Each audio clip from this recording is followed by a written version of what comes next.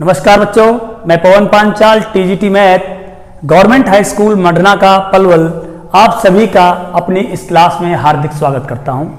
आज हम पढ़ने वाले हैं मैथ एनसीईआरटी क्लास 10th का चैप्टर 14 सांख्यिकी। सांख्यिकी हम पिछली कक्षा में भी पढ़ चुके हैं, तो 10वीं क्लास का पढ़ने से पहले हम थोड़ा सा 9th क्लास का रिवाइज करेंगे, उसके बाद हम 10वीं क्लास का सीखेंगे। चलिए, हमने 9वीं कक्षा में सांख्यिकी के बारे में क्या पढ़ा, पहले हम उससे संबंधित रिवाइज करते हैं। हमने पिछली कक्षा में अवर्गीकृत आंकड़ों का माध्य निकालना सीखा था। माध्य क्या होता है? मीन, जिसे हम मीन भी कहते हैं या औसत या एवरेज भी हम इसको कहते हैं। हमने पिछली कक्षा में अवर्गीकृत आंकड़ों का माध्य निकालना सीखा। अवर्गीकृत आंकड़े, ठीक है, और इसको हम एक्स बार के द्वारा भी दर्शाते हैं। हम एक एग्जांपल लेते हैं। जैसे किसी क्लास में 5 बच्चे हैं। कितने बच्चे हैं? 5 बच्चे हैं। उनको मैथ के टेस्ट में कुछ नंबर प्राप्त होते हैं 50 में से, जैसे कि 30, 35, 38, 42, 45। ये अंक प्राप्त किए 5 बच्चों ने। तो इन 5 बच्चों के अंकों का माध्य ज्ञात करना था। माध्य या औसत या मीन ज्ञात करना था। तो कैसे करते थे हम? हमारे पास तरीका क्या होता था कि हम इन सभी प्रेक्षणों, ये प्रेक्षण हो गए, ऑब्जर्वेशंस हो गए, या सभी अंकों को हम जोड़ लेते थे इस तरह, और जितने ये प्रेक्षण होते थे, जितनी ये ऑब्जर्वेशन होती थी, इनको उनकी संख्या से भाग करते थे। ये 5 है तो 5 से भाग कर दिया हमने। तो इनको जोड़ा, तो जोड़ने बाद आएगा 5 2 7 8 15 5 20 20 की 0 2 4 2 6 4 10 3 13 3 16 और 3 19 आ गया। ठीक है भाई, और इसको 5 से भाग किया ऐसे करके, 5 3 15 और ये 4 40 5 8 40। तो ये 38 जो आ गया, ये इन 5 बच्चों के अंकों का माध्य ज्ञात कर लिया हमने। माध्य, लेकिन ये माध्य जो था वो अवर्गीकृत आंकड़ों का माध्य था। यदि हम इसे फॉर्मूले के रूप में लिखना चाहें तो हम कैसे लिखते थे? x बार का मतलब है माध्य बराबर x1 जमा x2 जमा x3 जमा x4 जमा x5। यहां पर 5 प्रेक्षण है तो हमने x5 लिख दिया। n प्रेक्षण होते तो dash dash dash dash xn कर लेते। अपॉन में प्रेक्षणों की संख्या, कितने प्रेक्षण हो गए? n, तो यहां पर n आ जाता था। ठीक है, तो ये हमारा फॉर्मूला होता था माध्य ज्ञात करने का अवर्गीकृत आंकड़ों का। तो ये 9वीं कक्षा में हम सीख चुके थे, अवर्गीकृत आंकड़ों का माध्य ज्ञात करना। ये हमारे पास फॉर्मूला होता था। इस फॉर्मूले को और आसान रूप में कैसे लिख सकते हैं? देखो ध्यान से, x बार बराबर एक ये निशान आता था, यूनानी अक्षर है ये, इसको बोलते हैं सिग्मा। क्या बोलते हैं इसको? सिग्मा, जिसका मतलब होता है समेशन। एक्स आई बराबर 1 और n तक, और नीचे होता था n।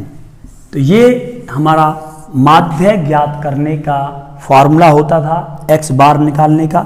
किसके लिए? जब हमारे पास अवर्गीकृत आंकड़े हों तो उसके लिए ये फॉर्मूला था। ये हमने 9वीं क्लास में सीख लिया था। अब हम चलते हैं 10वीं क्लास की तरफ। 10वीं क्लास में हम सीखेंगे वर्गीकृत आंकड़ों का माध्य ज्ञात करना। ठीक है, चलिए, तो 10वीं कक्षा में एक्सरसाइज 14.1 में हमें माध्य ज्ञात करना है, मीन ज्ञात करना है, x बार निकालना है। और उसके लिए हमारे पास 3 विधियां हैं, 3 मेथड दिए गए हैं। सबसे पहला है प्रत्यक्ष विधि, जिसे इंग्लिश में डायरेक्ट मेथड कहते हैं। ओके बच्चों। दूसरी है हमारी कल्पित माध्य, कल्पित माध्य विधि, जिसे हम एज्यूम्ड मीन मेथड कहते हैं। तीसरी है हमारी पग विचलन। कौन सी विधि है बच्चों? पग विचलन विधि, ठीक है, जिसे हम इंग्लिश में स्टेप डेविएशन मेथड कहते हैं। लेकिन इस सत्र के सिलेबस में आपकी ये विधि हटा दी गई है। ये विधि आपको नहीं सीखनी है, केवल 2 विधियां सीखनी है आपको। प्रत्यक्ष विधि सीखनी है और कल्पित माध्य विधि सीखनी है। मैं अब आपको सबसे पहले प्रत्यक्ष विधि सिखाऊंगा, डायरेक्ट मेथड सिखाऊंगा। लेकिन उससे पहले हम एक बार 14.1 का क्वेश्चन नंबर 1 लेते हैं, फिर हम इस क्वेश्चन को, इस विधि को सीखेंगे। यह है आपका क्वेश्चन नंबर 1। क्वेश्चन नंबर 1 क्या है कि विद्यार्थियों के एक समूह ने 20 घर थे और उनमें लगे पौधों की संख्या के आधार पर एक सर्वेक्षण किया, ऑब्जर्वेशन किया। कैसे कि 0 से 2 पौधे एक घर के अंदर लगा हुआ था, 2 से लेकर 4 पौधों की संख्या 2 घरों में थी, और 4 से 6 एक घर में थी, 6 से 8 5 घर में थी। इस तरह ये सर्वेक्षण किया है। अब आपको करना क्या है? माध्य पौधों की संख्या ज्ञात करनी है, नंबर 1। नंबर 2, किसी भी विधि का आप प्रयोग कर सकते हैं। मैंने अभी आपके सामने 2 विधियां बोली थी, प्रत्यक्ष विधि और दूसरी थी एक कल्पित माध्य। तो आप किसी भी विधि का प्रयोग कर सकते हैं, मैं आपको सिखाऊंगा भी।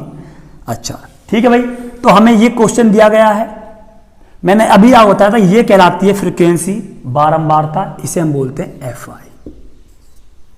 ये आप सीख चुके हो, कोई नई बात मैंने अभी नहीं बताई आपको। अब बताता हूं आपको। मैंने आपको बताया था कि 9th कक्षा में हमने सीखे अवर्गीकृत आंकड़े, 10वीं क्लास में सीखेंगे वर्गीकृत आंकड़े। तो ये जो है ना आपके सामने, ये वर्गीकृत है, मतलब वर्ग बना हुआ है, 0 से 2, 2 से 4।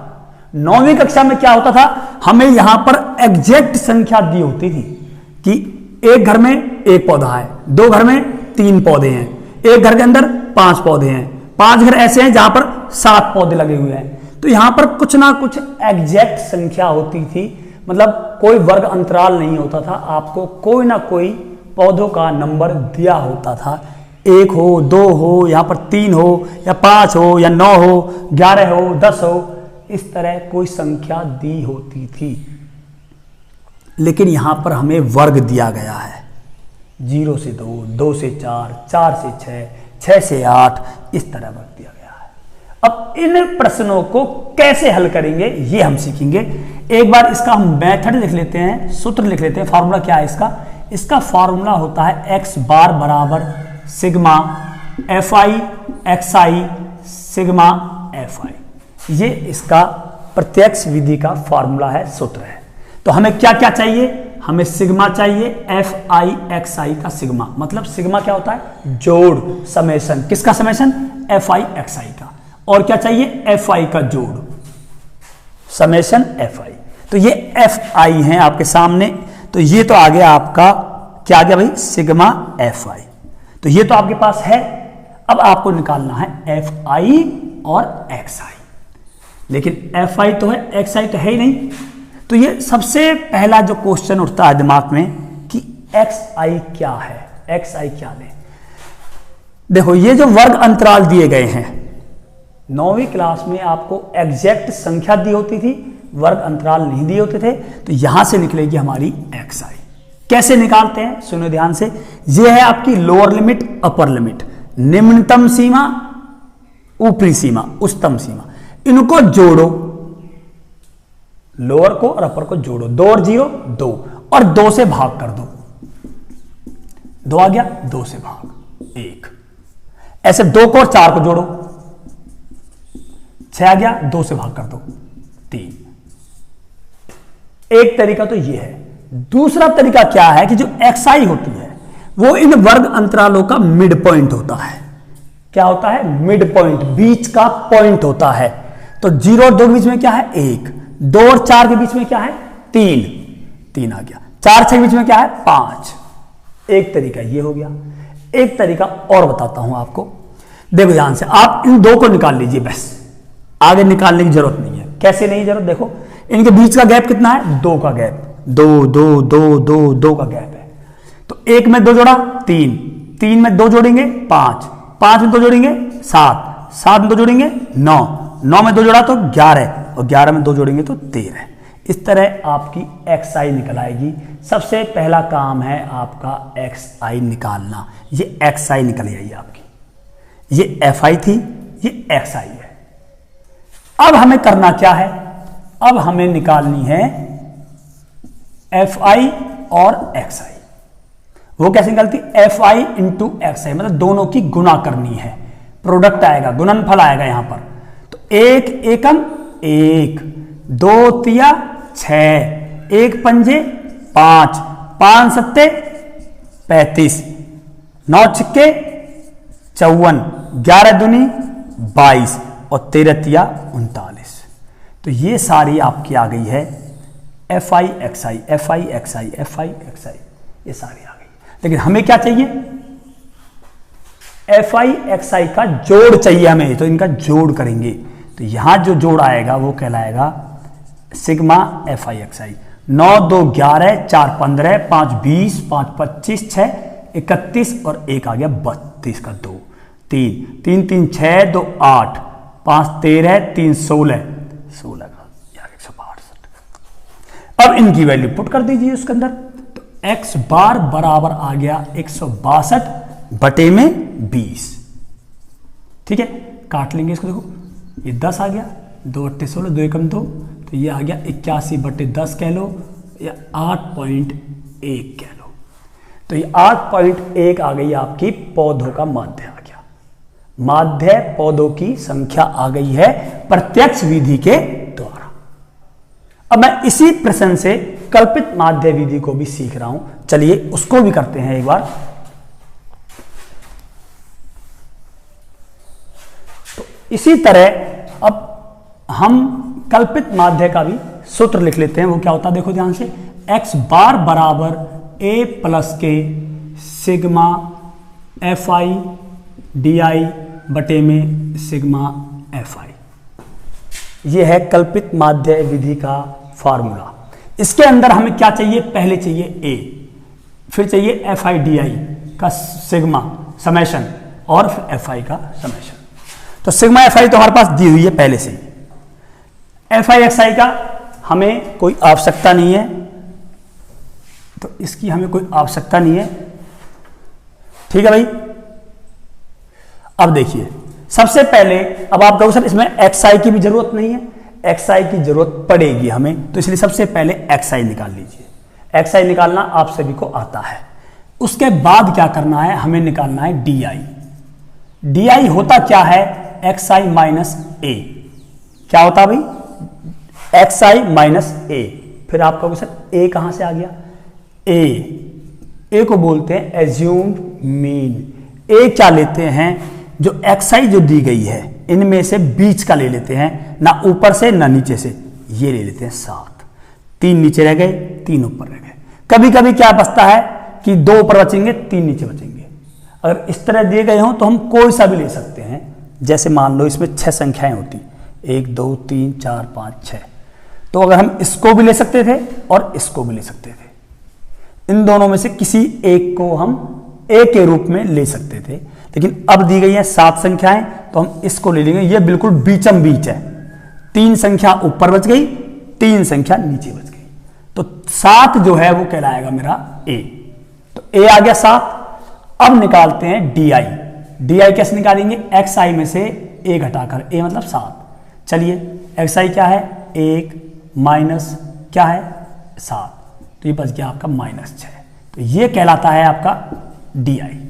इसे करिए, 3 minus 7 -4, 5 minus 7 -2, 7 minus 7 0, 9 minus 7 2, 11 minus 7 4, 13 minus 7 6। तो ये सभी आपकी di आ चुकी हैं। अब मेरा काम है निकालना fi di निकालना। fi की गुना di से करनी है।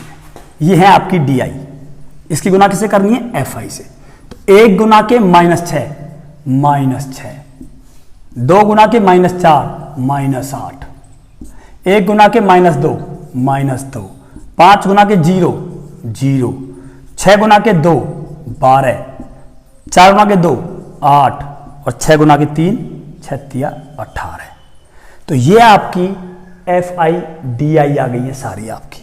फिर क्या करते हैं हम, सिग्मा FIDI मतलब FIDI का जोड़ निकालेंगे। जोड़ कैसे निकालेंगे, प्लस प्लस की ने एक बार जोड़ लो, माइनस माइनस की को एक बार जोड़ लो। 8 और 6 14 और 2 16, ये आ गया -16। 12 8 20 और 18 आ गया 38, जमा का 38 आ गया। इनकी घटा जमा घटा करेंगे तो क्या बचेगा, 22, चिन्ह प्लस का। तो ये आ गया आपका प्लस का 22, इसे बोलते हैं सिग्मा FIDI। अब इन सब की वैल्यू को इस फार्मूले में पुट कर देंगे। x बार बराबर a क्या था मेरा 7 प्लस सिग्मा FIDI प्लस 22 बटे में सिग्मा FI 20, काटेंगे 11/10।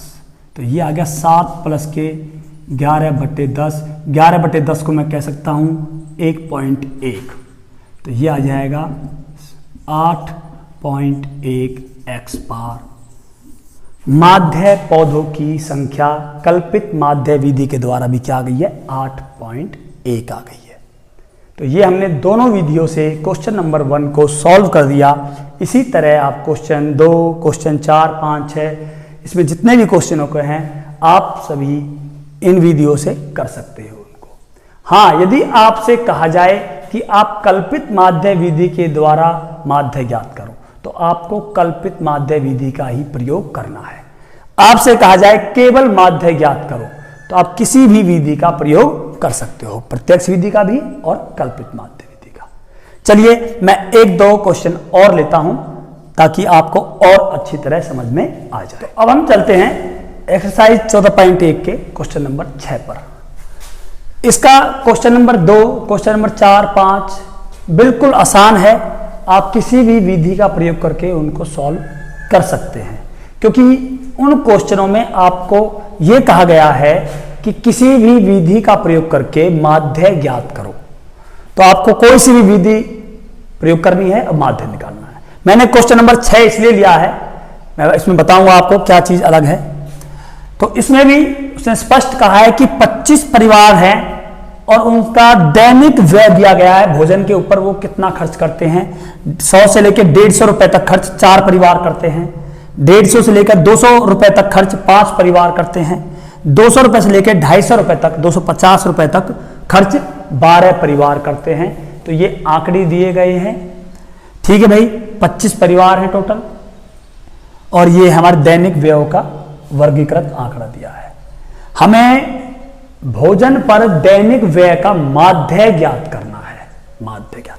और किसी भी विधि का प्रयोग करके उसने कोई स्पेशल कंडीशन नहीं लगाई है कि आपको कल्पित माध्य का प्रयोग करना है या प्रत्यक्ष विधि का प्रयोग करना है। हम किसी भी विधि से, मैं आपको दोनों विधियां सिखाऊंगा, ठीक है भाई।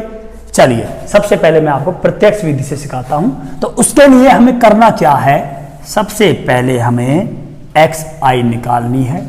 ये हमारी FI होती है, पता आपको भाई। XI मैंने आपको बताया क्या होता है, इनके बीच का होता है।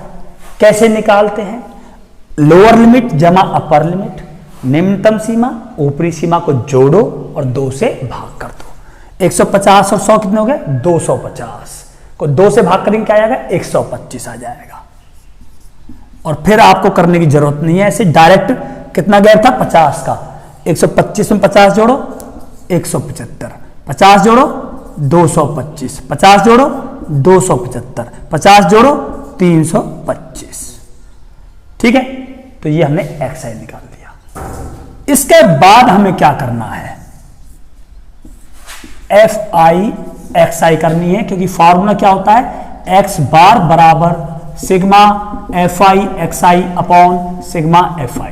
ये होता है हमारा प्रत्यक्ष विधि का फॉर्मूला। तो मुझे निकालनी है FI XI। तो FI की गुना XI से करिए। 125 गुना 4 क्या हो जाएगा हमारा, ये हो जाएगा 500। 25 5 7 35 2 37 3 5 5 और 3 875 12 पंजे 60 6 12 दूनी 24 और 6 30 की 0 3 12 दूनी 24 और 3 27 दो ये आ जाएगा हमारा 550। ठीक है भाई, इसको जोड़िए 650, ये आ गया हमारा।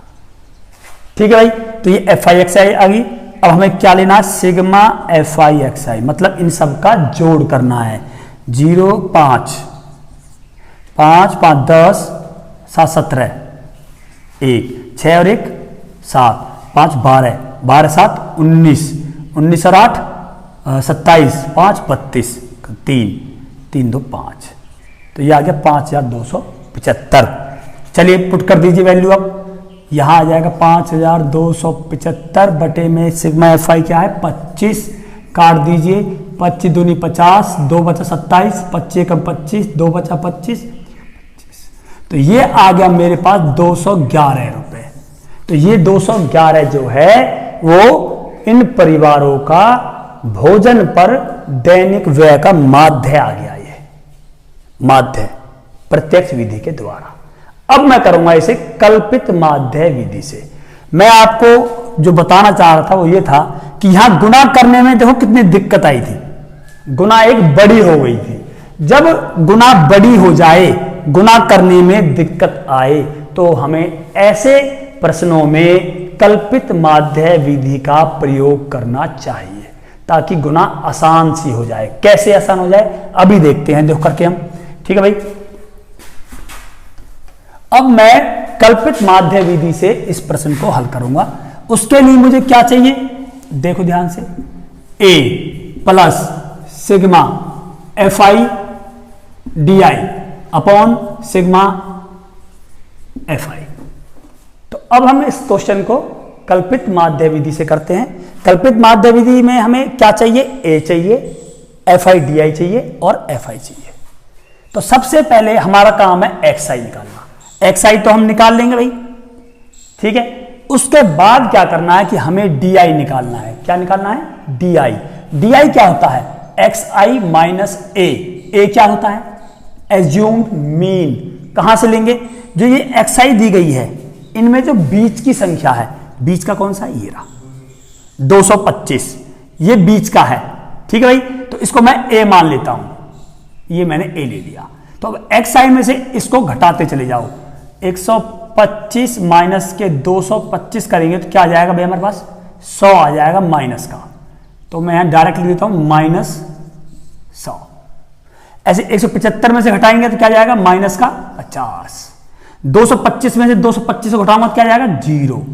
275 में से मैं 225 घटाऊंगा तो क्या जाएगा मेरे पास 50 प्लस का। 325 में से घटाऊंगा तो क्या जाएगा 100। तो ये मेरे पास DI आ गए हैं। क्या आ गई मेरे पास DI। अब मैं FI की गुना DI से करूंगा, उसे बोलते हैं FI/DI। चलिए करिए। अब घटा जमा घटा 100 चौके 400, घटा जमा घटा 50 पंजे 250, 12 गुना 0 0, 50 दूनी 100 और 100 दूनी 200।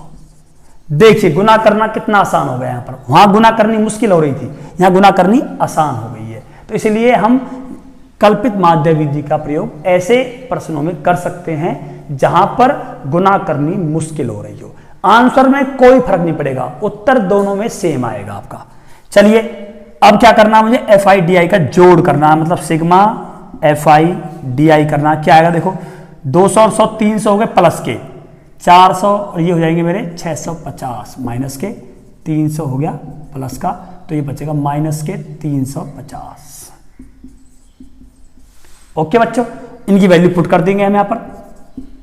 A क्या था 225 प्लस सिग्मा FI/DI क्या है -350 बटे में सिग्मा FI क्या है 25, 25 का 25 25 का 25 10 25 चौके 100, ठीक है -14।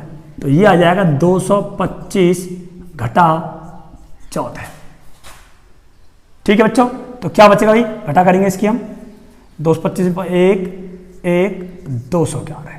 तो ये आ गया आपका 211 आ गया आपका माध्य दैनिक व्यय। और पहले भी यही आया था। आंसर सेम आएगा, चाहे आप कल्पित माध्य से करो चाहे आप प्रत्यक्ष विधि से करो, आंसर में कोई फर्क नहीं पड़ेगा। तो इस तरह आप बाकी के जो प्रश्न हैं किसी भी विधि का प्रयोग करके माध्य ज्ञात कर सकते हो।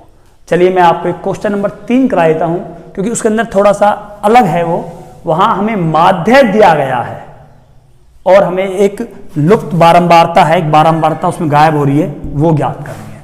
चलिए चलते हैं क्वेश्चन नंबर 3 पर। क्वेश्चन नंबर 3 में क्या है कि आपको एक मोहल्ले के बच्चों का दैनिक जेब खर्च दिया गया है। दैनिक जेब खर्च का ये बंटन दिया गया, आंकड़े दिए गए हैं और माध्य जेब खर्च दिया है 18। बस आपको ये लुप्त बारंबारता जो है ना, ये f, इसका मान निकालना है कि यहां क्या आएगा। हम क्या करते हैं, इसको प्रत्यक्ष विधि से हम इसका माध्य निकालने की कोशिश करते हैं। प्रत्यक्ष विधि से करता हूं मैं, और उसका फॉर्मूला क्या होता है, x बार बराबर sigma F I x I upon sigma F I. ठीक है भाई, सिग्मा एफ आई निकालते हैं। चलिए, तो सबसे पहले हमारा काम होता है एक्स आई निकालने का। क्या काम होता है भाई, एक्स आई, ये एफ आई कहलाती है, एक्स आई निकालते हैं। मैं बता चुका हूं आपको एक्स आई क्या होती है, इन वर्ग अंतरालों के बीच का पॉइंट, या लोअर लिमिट अपर लिमिट को जोड़ो और 2 से भाग कर दो। 11 और 13 क्या बन जाएगा, 24। 24 को 2 से भाग करेंगे तो आएगा 12।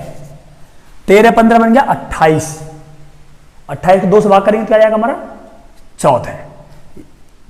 या तो ऐसे कर लीजिए, या फिर इनका अंतर कितना है, 2 का अंतर है, तो 12 और 2 14, 14 और 2 16, 16 और 2 18, 18 और 2 20, 20 और 2 22 और 2 24। तो ये हमारे पास आ गई है एक्स आई। क्या आ गई है, एक्स आई। अब हमें क्या निकालनी है, एफ आई एक्स आई। ठीक बच्चों, चलिए ये एफ आई है, ये एक्स आई। 12 सत्ते 84, 14 84, 16 निम्बा 144। 18 गुना 13 करेंगे, 18 3 54 का 4 5 हासिल, 18 कम 18 5 23, 234। 20 गुना एफ 20 एफ आ गया। 22 पंजे 110, 24 चौके 96 आ गया हमारे पास। तो ये एफ आई एक्स आई आ गई है। अब क्या करना है, सिग्मा एफ आई एक्स आई निकालना है। तो वो क्या होगा, देखो जोड़ लेंगे भाई, ये नहीं जुड़ पाएगा, ये अलग रह जाएगा, प्लस का 20 एफ, ये जोड़ो 6 4 10 4 14 और 4 18 और 4 22 का 2 हासिल, 9 2 11 1 12 3 15 4 19 8 27 और 8 35 का 5 3 हासिल, 3 और 1 4 4 2 6 और 1 7। तो ये आ गया 752 जमा 20 एफ। ये आ गया आपका सिग्मा एफ आई एक्स आई। और सिग्मा एफ आई क्या है, ये भी जोड़ो, 7 6 13 और 9, 13 9 हो गया हमारे 22, 22 13 35, 35 5 40 और 4 44, 44 जमा के एफ। ये आ गया मेरा sigma F I. Value put करते हैं। चलिए एक्स बार बराबर ये आ गया 752 जमा 20 एफ अपॉन 44 जमा एफ। इसकी वैल्यू पुट कर देंगे, क्या दिया गया 18, तो मैंने यहां ले लिया 18 बराबर 752 जमा के 20 एफ। ये नीचे वाली संख्या जो है वो इधर जाएगी, कहां जाएगी, गुना में जाएगी। तो ये आ गई यहां पर 44 जमा एफ। ठीक है, ये एक समीकरण बन गया है। समीकरण में एक चीज अज्ञात है, क्या है वो, एफ। तो एक समीकरण से एक वैल्यू को हम आसानी से निकाल सकते हैं। निकालिए, 18 गुना 44 करिए, 18 चौक 72 7, 18 चौक 72 और 7 79 जमा 18 गुना एफ 18 एफ बराबर 752 जमा 20 एफ। एफ को एक तरफ कर लीजिए, बिना एफ को एक तरफ। तो ये 20 एफ पहले से ही है, 18 एफ जाएगा तो माइनस 18 एफ। 792 इधर है, घटा 752 हो गया। यहाँ क्या बच जाएगा हमारे पास 40, यहाँ क्या बचेगा 2 एफ और एफ बराबर आ जाएगा 40/2 ये आ गया मेरे पास 20। ठीक है, तो F बराबर आ गया 20। जो ये लुप्त बारंबारता थी ये क्या आ गई आपकी 20 आ गई है। तो ये था क्वेश्चन नंबर 3। इस तरह आपकी एक्सरसाइज 14.1 के काफी क्वेश्चन मैंने करा दिए हैं। बाकी के जो क्वेश्चन हैं वो बिल्कुल इसी तरह कल्पित माध्य विधि का प्रयोग करो या प्रत्यक्ष विधि का प्रयोग करो। सभी प्रश्नों में माध्य ज्ञात करना है, आप इसी तरह माध्य ज्ञात कर सकते हो, जो सी विधि आपको आसान लगे उस विधि से। तब तक आपसे यह ना कहा जाए कि फलानी विधि या कल्पित विधि या प्रत्यक्ष विधि का प्रयोग करो, तब तक आपके पास चॉइस है, आप किसी विधि का प्रयोग कर सकते हैं। तो ये थी एक्सरसाइज 14.1। उम्मीद है आप बाकी के प्रश्नों को आसानी से कर पाएंगे। ठीक है, मिलते हैं अगली क्लास में, तब तक के लिए थैंक यू, धन्यवाद।